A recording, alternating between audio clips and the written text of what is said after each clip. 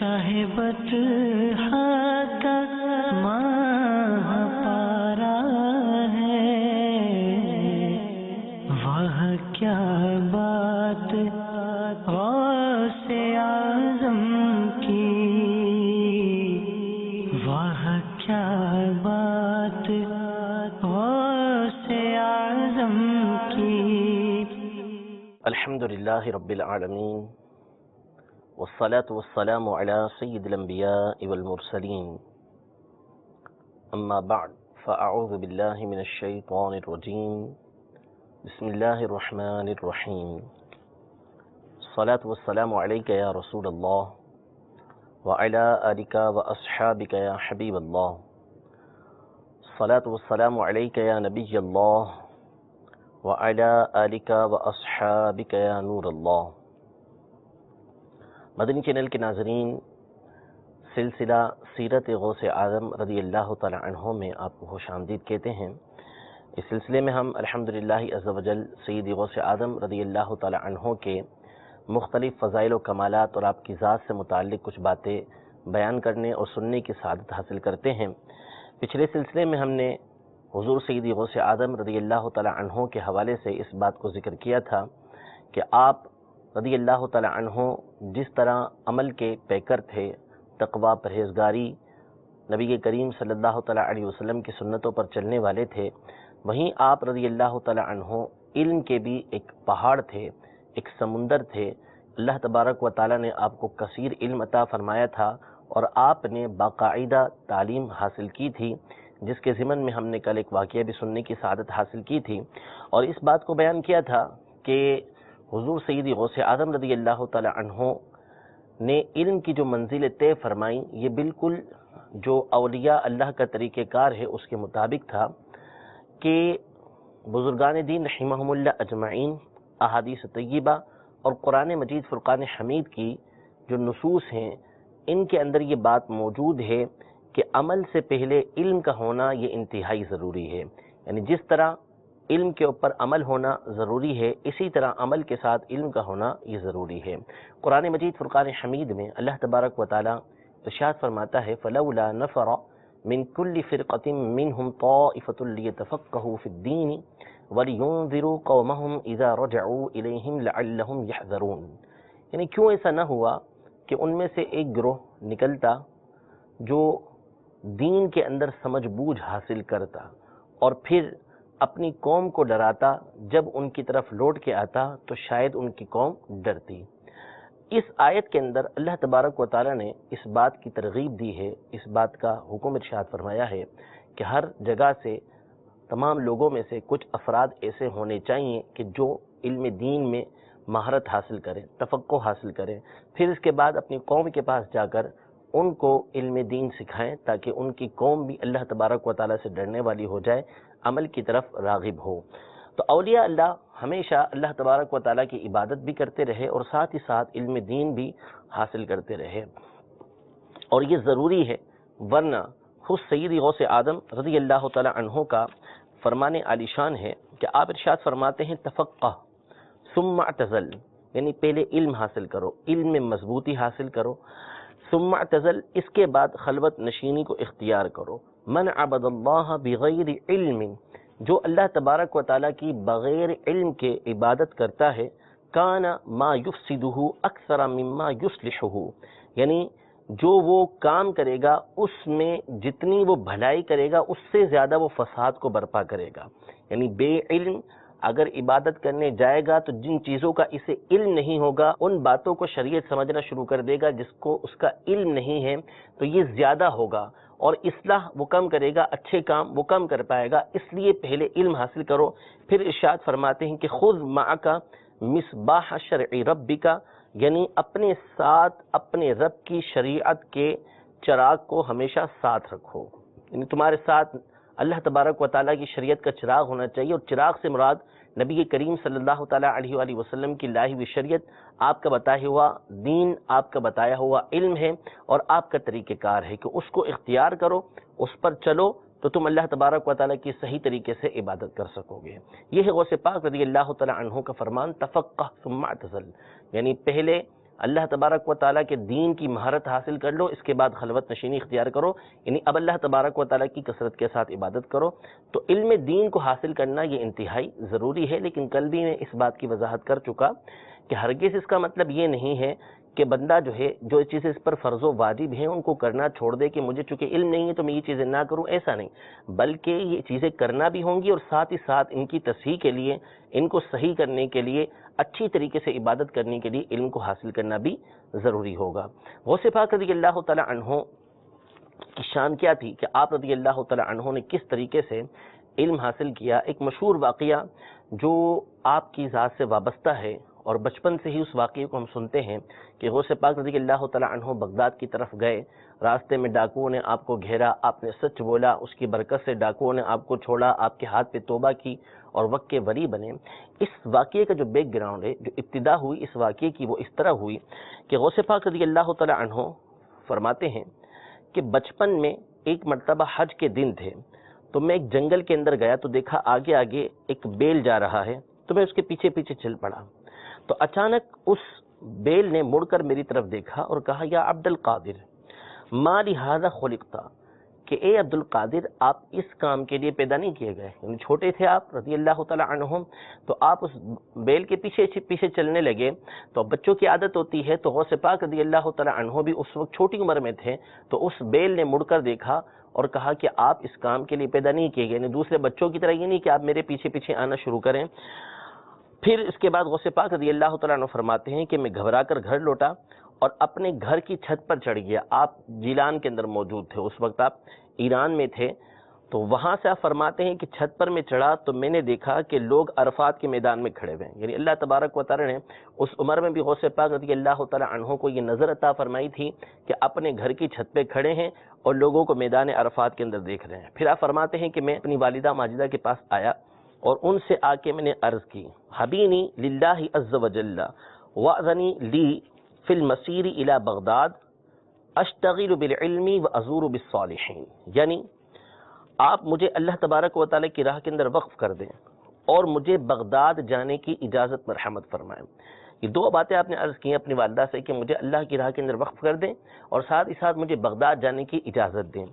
Baghdad جانے کی اجازت کیوں طلب کی آپ نے اپنی والدہ سے؟ اس کی وجہ غوث پاک رضی اللہ تعالی عنہ یہ ارشاد فرماتے ہیں اشتغل بالعلم وازور الصالحین، یعنی میں چاہتا ہوں کہ میں بغداد جا کر کثیر علم حاصل کروں اور نیک لوگوں کی وہاں پر زیارت کروں، بزرگان دین رحمہم اللہ اجمعین کی زیارت کروں، ان سے ملاقات کروں۔ تو والدہ ماجدہ نے آپ سے اس کا سبب دریافت کیا، تو غوث پاک رضی اللہ تعالی عنہ فرماتے ہیں کہ میں نے بیل والا واقعہ ذکر کیا کہ میں پیچھے پیچھے جا رہا تھا تو بیل نے مڑ کر مجھ سے یہ کہا کہ ما لہذا خلقتا، کہ تم اس کام کے لیے پیدا نہیں کیے گئے۔ تو میری پیدائش کا جو مقصد ہے وہ اللہ تبارک و تعالیٰ کے دین کا علم حاصل کرنا اور اس کو پھیلانا اور لوگوں کی اصلاح کرنا ہے۔ والدہ ماجدہ کی آنکھوں میں آنسو آ گئے اور وہ 80 دینار جو میرے والد ماجد کی وراثت تھے میرے پاس لے آئیں۔ تو غوث پاک فرماتے ہیں، انصاف دیکھیں غوث پاک کا، کہ آپ نے فرمایا کہ میں نے اس میں سے 40 دینار لے لیے اور 40 دینار اپنے بھائی سید ابو احمد کے لیے چھوڑ دیے۔ پھر اس کے بعد آپ کی والدہ نے وہ 40 دینار آپ کی گدڑی کے اندر سی دیے اور بغداد جانے کی آپ کو اجازت مرحمت فرمائی۔ پھر اس کے بعد وہ مشہور واقعہ پیش آیا غوث پاک رضی اللہ تعالی عنہ کے ساتھ کہ جو ہم بچپن سے سنتے ہوئے آ رہے ہیں۔ اب اس واقعے کے پیچھے جو معاملہ تھا وہ یہ تھا کہ غوث پاک رضی اللہ تعالی عنہ بغداد معلیٰ اس لیے جا رہے تھے تاکہ وہاں جا کر آپ علم حاصل کریں۔ آپ رضی اللہ تعالی عنہ مادرزاد ولی ہونے کے باوجود بچپن سے ہی ولایت کے آثار آپ پر واضح تھے، لیکن اس کے باوجود آپ نے علم کی راہ کو نہیں چھوڑا۔ اس میں ہم تمام کے لیے سبق ہے کہ کسی صورت بھی علم حاصل کرنا ہم نہ چھوڑیں، ہر شخص اپنے منصب کے مطابق علم حاصل کرتا رہے۔ سیدنا عمر بن خطاب رضی اللہ تعالی عنہ فرماتے ہیں، بخاری شریف کی حدیث پاک ہے، عمر بن خطاب رضی اللہ تعالی عنہ نے ارشاد فرمایا کہ تفقہوا قبل ان تسودوا، کہ سردار بننے سے پہلے سیادت کے حاصل ہونے سے پہلے منصب کے حاصل ہونے سے پہلے علم حاصل کر لو۔ اس کی وجہ علماء یہ بیان فرماتے ہیں کہ سیدنا عمر فاروق رضی اللہ تعالی عنہ نے یہ جو ارشاد فرمایا کہ منصب کے ملنے سے پہلے فقاہت حاصل کر لو، علم حاصل کر لو، وجہ یہ ہے کہ بندہ جب کسی منصب پر پہنچ جاتا ہے، کسی مرتبے پر پہنچ جاتا ہے، اس کی جب ذمہ داریاں بڑھ جاتی ہیں تو اب اس کے لیے علم کو حاصل کرنا مشکل ہو جاتا ہے۔ لیکن اسی لیے فرمایا کہ منصب حاصل ہونے سے پہلے پہلے علم کو حاصل کر لو۔ امام بخاری رضی اللہ تعالی عنہ حضرت عمر رضی اللہ تعالی عنہ کے اس قول کو نقل کرنے کے بعد فرماتے ہیں وَتَفَقَّهُ بَعْدَ أَن تُصَوَّدُ، یعنی اگرچہ کہ تمہیں سیادت مل جائے، سردار بن جاؤ، اس کے بعد بھی علم حاصل کرتے رہو، کیونکہ صحابہ کرام علیہم رضوان نے بڑی عمر میں جا کر ہی علم حاصل کیا تھا۔ یعنی دونوں بزرگوں کے اقوال کا خلاصہ یہ ہے کہ منصب حاصل ہونے سے پہلے علم حاصل کرنے کی بھرپور کوشش کرنی چاہیے، تاکہ جب ذمہ داریاں بڑھ جائیں تو پھر علم حاصل کرنے میں کوئی رکاوٹ پیدا نہ ہو، اور اگر پہلے سے علم حاصل کرنے کی عادت ہوگی تو منصب حاصل ہونے کے بعد بھی علم حاصل کرتے رہیں گے۔ اور امام بخاری کے قول کا مطلب یہ ہے کہ منصب حاصل ہو جائے اس کے بعد بھی علم حاصل کرنے سے نہ شرماؤ، علم پھر بھی حاصل کرتے رہو۔ علامہ محمد یحییٰ حلبی رحمۃ اللہ تعالی علیہ نے کچھ باتیں نقل کی ہیں کہ غوث پاک رضی اللہ تعالی عنہ جب بغداد معلیٰ تشریف لائے تو کیا ہوا۔ علم حاصل کرنے سے پہلے کی کچھ باتیں ہیں۔ آپ فرماتے ہیں کہ جب غوث پاک رضی اللہ تعالی عنہ بغداد معلیٰ پہنچے تو بغداد کی سعادت مندی کے جملہ آثار نمایاں ہو گئے، یعنی بغداد کو ایک شان ملی غوث پاک رضی اللہ تعالی عنہ کی آمد کے ساتھ، اگرچہ کہ بغداد ہمیشہ سے اولیاء کا مرکز رہا ہے۔ غوث پاک رضی اللہ تعالی عنہ سے پہلے بھی کئی بزرگان دین رحمہم اللہ اجمعین، ائمہ بڑے بڑے وہاں پر تشریف لاتے رہے ہیں اور علم کو پھیلاتے رہے ہیں، لیکن جو شان اللہ تبارک و تعالی نے غوث پاک رضی اللہ تعالی عنہ کی وجہ سے بغداد کو عطا کی، وہ کسی اور کے ذریعے ایسی مشہور نہیں ہوئی۔ غوث پاک رضی اللہ تعالی عنہ نے جب بغداد کو اپنا مسکن بنا لیا تو اب اللہ تبارک و تعالی نے مزید بغداد کے اندر برکت عطا فرمائی۔ آپ فرماتے ہیں کہ بڑی خوش قسمتی کی بات ہے کہ ان کا قدم مبارک پہنچتے ہی رحمت کی بدلیاں چھا گئیں، باران رحمت کے بادل نثار ہونے لگے، جس سے اس سرزمین میں رشد و ہدایت کی روشنی میں دگنا اضافہ ہو گیا اور گھر گھر اجالا ہو گیا۔ یہ بہجت الاسرار کے اندر بھی نقل کیا گیا اور قلائد الجواہر کے اندر بھی نقل کیا گیا۔ جب غوث پاک رضی اللہ تعالی عنہ بغداد معلیٰ پہنچے تو چونکہ آپ کے سامنے کچھ باتیں تھیں، وہ یہ تھیں کہ علم دین کا حاصل کرنا ہر مسلمان پر صرف ضروری نہیں بلکہ بیماریوں کے لیے شفائے کلی ہے۔ یعنی غوث پاک رضی اللہ تعالی عنہ علم دین کو جہاں فرض سمجھتے تھے، جس کی تفصیل کل بیان کی گئی تھی کہ کون سا علم بندے پر سیکھنا فرض ہوتا ہے، تو صرف علم دین کو سمجھنا سیکھنا فرض ہی نہیں سمجھتے تھے، بلکہ آپ جانتے تھے کہ علم دین ہی وہ شے ہے کہ جس کے ذریعے سے تمام بیماریوں سے شفائے کلی کو حاصل کیا جا سکتا ہے۔ نیز یہ قول نقل کیا کہ علم دین پرہیزگاری کا ایک سیدھا راستہ ہے اور اس کی حجت اور واضح دلیل ہے، نیز بہت بڑا درجہ ہے۔ یعنی اگر کسی کو پرہیزگاری حاصل کرنی ہے، کسی کو متقی بننا ہے، اللہ تبارک و تعالیٰ کا ولی بننا ہے، تو اس کا سیدھا راستہ جو ہے وہ علم ہے کہ علم آپ حاصل کریں گے تو پھر اللہ تبارک و تعالیٰ کی راہ پر چل کر پرہیزگاری حاصل کر سکیں گے۔ مزید فرماتے ہیں کہ علم دین یقین کے تمام طریقوں میں سب سے اعلیٰ اور انسب ہے۔ پھر فرماتے ہیں کہ نیک لوگوں کا مایہ فخر اور ناز ہے اور یہ سند ہے، یعنی نیک لوگوں کے لیے ضروری ہے کہ ان کے لیے جو فخر کی چیز بنے گی وہ علم بنے گا، علم ہوگا تو اس کے ذریعے سے ان کا مقام اور مرتبہ یہ بڑھتا رہے گا۔ تو غوث پاک رضی اللہ تعالی عنہ کے سامنے یہ ساری کی ساری باتیں تھیں، تو آپ رضی اللہ تعالی عنہ نے انتہائی جاں فشانی کے ساتھ، انتہائی محنت کے ساتھ علم دین کو حاصل کیا۔ بڑے بڑے اساتذہ کی بارگاہ میں آپ نے حاضریاں دیں اور ایسی حالت کے اندر آپ نے علم حاصل کیا کہ آپ کے بعض واقعات کتابوں کے اندر یہ منقول ہیں کہ کئی روز تک غوث پاک رضی اللہ تعالی عنہ نے کھانا نہیں کھایا۔ تو یہ علم دین کی راہ کے اندر اس طرح کی رکاوٹیں آتی ہیں۔ غوث پاک رضی اللہ تعالی عنہ اس سے بھی خالی نہیں رہے، آپ نے علم دین کی راہ کے اندر آنے والی رکاوٹوں کو عبور کیا، علم دین کی راہ کے اندر آنے والی مشکلات پر صبر کیا، حتیٰ کہ آپ فرماتے ہیں کہ ایک دفعہ میں صحرا کے اندر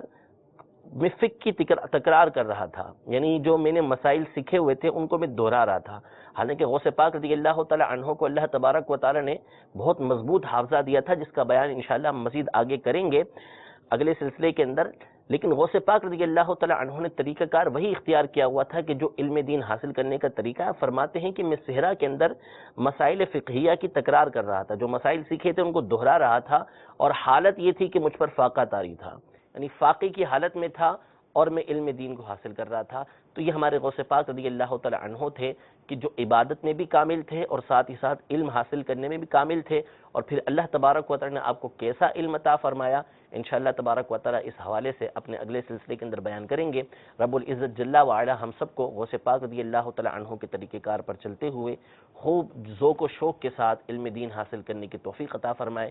آمین بجاہ النبی الامین صلی اللہ تعالی علیہ وآلہ وسلم۔ شاہ بطحہ